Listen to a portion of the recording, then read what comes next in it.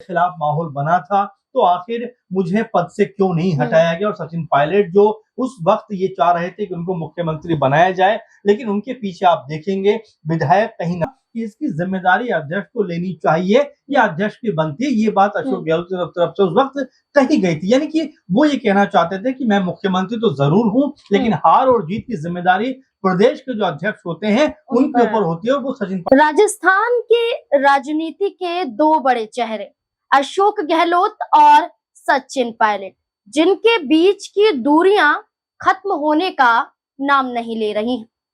दिल्ली में हुई मुलाकात के बाद ये माना गया था कि सचिन पायलट और अशोक गहलोत के बीच में जो खाई आई थी वो भर गई है, लेकिन अशोक गहलोत के हालिया बयान के बाद ये माना जा रहा है कि कहीं ना कहीं मन के अंदर एक मुटाव है जो सचिन पायलट को लेकर है।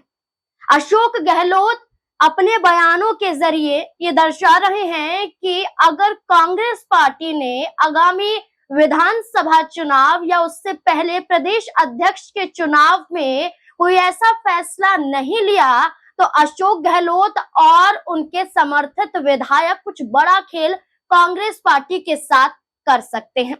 बयान में जहां मानेसर कांड का जिक्र किया गया, जहां अशोक गहलोत के बयान में 25 सितंबर की घटना का जिक्र किया गया, जहां दोनों ही चेहरों के जरिए विधायकों के साथ एक बड़े खेल को अंजाम देने की कोशिश साल 2022 में की गई थी। 18 में गहलोत मुख्यमंत्री बने थे, कांग्रेस पार्टी की सरकार थी और इसके बाद ये माना जा रहा था कि 22 आते आते अशोक गहलोत और सचिन पायलट के बीच में दूरियां और भी ज्यादा बढ़ गई और मानेसर पहुंच जाते हैं एक होटल में सचिन पायलट अपने विधायकों को लेकर, ताकि गहलोत की सरकार गिर सके, ताकि गहलोत मुख्यमंत्री पद से हट सके। इस बीच में अशोक गहलोत कहते हैं कि जो कुछ भी किया वो सचिन पायलट ने ही किया था, बल्कि वो तो कांग्रेस पार्टी के साथ खड़े थे और अभी भी खड़े हैं। तो इसी से जुड़े हुए सवाल हैं कि क्या अशोक गहलोत के जरिए ये बयान जारी करना क्या बताता है? सचिन पायलट को क्या चेतावनी दे रहे हैं, नसीहत दे रहे हैं, या कांग्रेस पार्टी को समझाने की कोशिश कर रहे हैं कि आने वाले वक्त में भी अशोक गहलोत को दरकिनार नहीं किया जा सकता है? जो तमाम सवाल इससे जुड़े हुए खड़े हो रहे हैं, इन सभी के जवाब खंगालने की कोशिश करेंगे। हमारे साथ हमारे वरिष्ठ सहयोगी अमन सर जुड़ चुके हैं। सर, बहुत बहुत स्वागत है आपका। सर, राजस्थान में बार बार ये कहा जाता है कि अगर कांग्रेस पार्टी का जिक्र होता है तो सिर्फ और सिर्फ सचिन पायलट और अशोक गहलोत का नाम ही आता है, लेकिन हालिया अशोक गहलोत के बयान को लेकर आप किस तरह से देखते हैं कि क्या बागी मूड में नजर आ रहे हैं या सचिन पायलट को चेतावनी दे रहे हैं? उनके बयानों को लेकर आपका क्या कहना है? देखिए, बिल्कुल अशोक गहलोत के बारे में कहा जाए नाज़मीन, तो जाहिर बात है कि 3 दफा राजस्थान के मुख्यमंत्री रह चुके हैं और तमाम तरह से उन्होंने काम किया है। एक मजबूत नेता के तौर पर उनकी छवि रही है और यहाँ पर जो पूरी की पूरी बहस दिखाई पड़ती है वो एक बार फिर 2018 के बाद से जो सचिन पायलट और अशोक गहलोत के बीच में एक खाई दिखाई पड़ी थी, नाराजगी दिखाई पड़ी थी, उसी की बानगी एक बार फिर यहाँ पे नजर आती है। क्योंकि 25 सितंबर 2022 की घटना का लगातार जिक्र हो रहा है। ये कहा जा रहा है कि उस वक्त भी जिस तरह का माहौल बनाया गया था उसमें कहीं ना कहीं अशोक गहलोत के ऊपर दबाव बनाने का प्रयास किया गया था। अशोक गहलोत कहते हैं कि अगर मेरे खिलाफ माहौल बना था तो आखिर मुझे पद से क्यों नहीं हटाया गया। और सचिन पायलट जो उस वक्त ये चाह रहे थे कि उनको मुख्यमंत्री बनाया जाए, लेकिन उनके पीछे आप देखेंगे विधायक कहीं नजर नहीं आते, जबकि अशोक गहलोत अपने बयान में ये कहते हुए दिखाई पड़ते हैं कि भाई जब जब ऐसा माहौल बनता है तो लगभग जो 90% विधायक होते हैं वो नए यानी आने वाले मुख्यमंत्री के पीछे हो लेते हैं। लेकिन उस वक्त ऐसा कुछ नजर नहीं आया।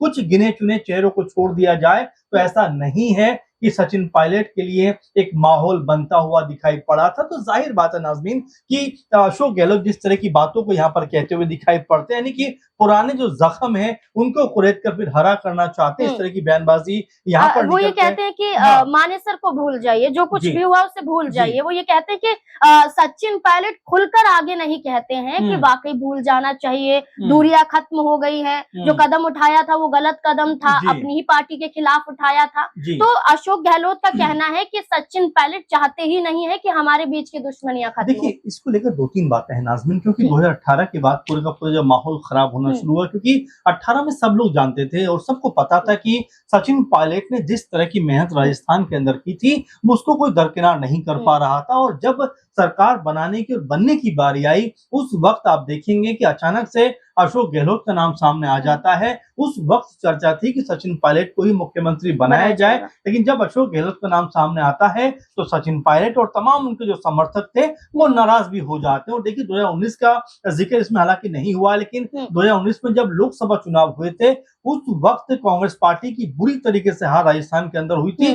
तब भी ये कहा जा रहा था कि इसकी जिम्मेदारी अध्यक्ष को लेनी चाहिए या अध्यक्ष की बनती है। ये बात अशोक गहलोत की तरफ से उस वक्त कही गई थी, यानी कि वो ये कहना चाहते थे कि मैं मुख्यमंत्री तो जरूर हूं, लेकिन हार और जीत की जिम्मेदारी प्रदेश के जो अध्यक्ष होते हैं उनके ऊपर होती है। और वो सचिन पायलट उस समय अध्यक्ष भी थे और उप मुख्यमंत्री भी थे।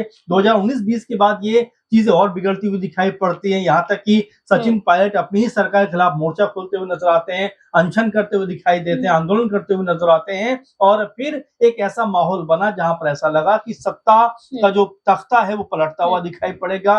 कई लोगों ने कहा कि सचिन की बात अगर नहीं मानेंगे तो बीजेपी में चले जाएंगे।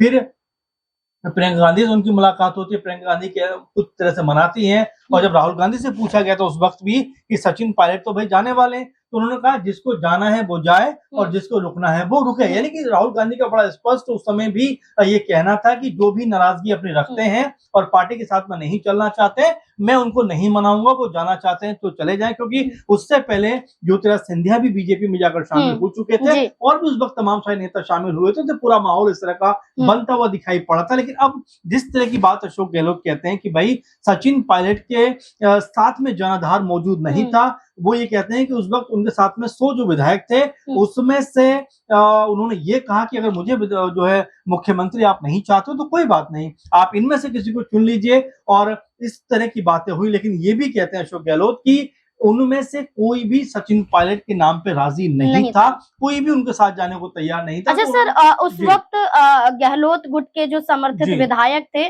वो नहीं चाहते थे कि गहलोत की जगह सचिन पायलट ले। उनका कहना था कि कोई भी जगह ले सकता है, सचिन पायलट नहीं लेंगे। लेकिन इसका असर अब क्या पड़ेगा? क्योंकि बीते कुछ दिनों पहले हमने देखा कि कांग्रेस पार्टी के जरिए कुछ तस्वीरें साझा की गई थी ट्विटर पर, और उसमें सचिन पायलट की तस्वीरें नहीं आती हैं। जब विरोध होता है तो सचिन पायलट की तस्वीरें आ जाती हैं। और अभी कांग्रेस के अंदर अध्यक्ष के चुनाव को लेकर भी चर्चा है कि गोविंद सिंह डोटासरा के बाद कौन होगा। तो ये खींचतान के बीच में असर क्या पड़ेगा? देखिए, पहली बात जो आपने कहा कि जो तस्वीरें साझा की गई थी अजमेर में, राहुल गांधी पहुंचे थे एक तरीके से, वहां पर तमाम सारे जो कांग्रेसी नेता थे जिसमें गोविंद डोटासरा है और तमाम सारे लोग थे, उन तस्वीरों में दिखाई पड़ रहे थे। लेकिन सचिन पायलट नजर नहीं आए। जब उनके समर्थकों ने इसके ऊपर सवाल उठाए तो तकरीबन ये सुबह के समय तो जो तस्वीरें थी वो अपलोड की गई थी और 1 बजे के आसपास सचिन पायलट की भी कुछ तस्वीरें इसमें डाल दी गई। यानी कि एक तो दबाव बना, उसके बाद कहीं जाकर सचिन पायलट दिखाई पड़े। अब यहाँ पर बड़ा सवाल जो आपने पूछा है कि क्या सचिन पायलट को लेकर कोई स्थिति अब बनती हुई दिखाई पड़ेगी? देखिए, बीजेपी जो अध्यक्ष है मदन राठौड़, वो यहाँ पर कहते हैं कि इस वक्त कांग्रेस पार्टी के अंदर 3 खेमे दिखाई पड़ते हैं। एक खेमा जो कांग्रेस पार्टी के समय मौजूदा अध्यक्ष हैं गोविंद डोटासरा के साथ में अशोक गहलोत, एक खेमा सचिन पायलट का दिखाई पड़ता है। और सचिन पायलट का जो गुट है